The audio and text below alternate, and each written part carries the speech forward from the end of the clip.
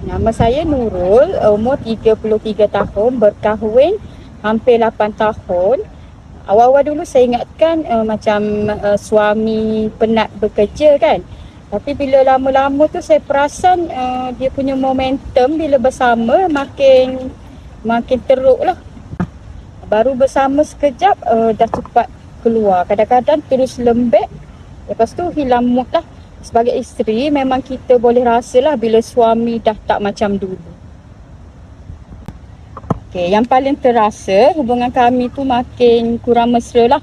Kadang saya nampak suami sendiri jadi malu, kurang nak dekat dengan saya. Bila benda tu jadi banyak kali, suasana rumah tangga pun jadi macam dingin tanpa kita sedar lah. Jujur memang ada perempuan ni walaupun diam, dalam hati dia tetap terasa lah.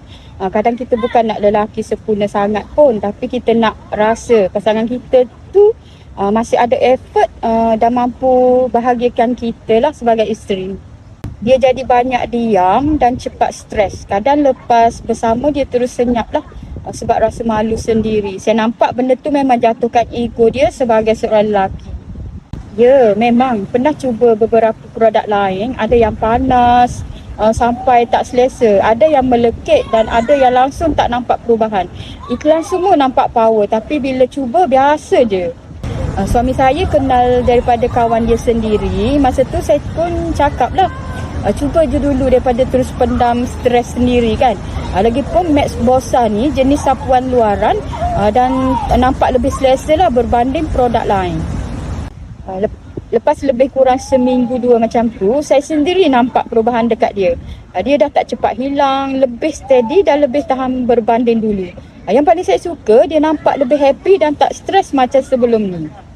Pesanan saya, jangan malu cari jalan penyelesaian. Ramai lelaki sebenarnya alami masalah cepat keluar, cepat lembek dan susah nak tahan. Cuma ramai pendam sendiri sebab ego. Kadang benda ni nampak kecil je, tapi kalau dibiarkan memang boleh efek hubungan suami isteri. Saya sendiri tak sangka perubahan suami lepas guna Max Bossa ni boleh buat hubungan kami jadi lebih rapat dan lebih bahagia semula.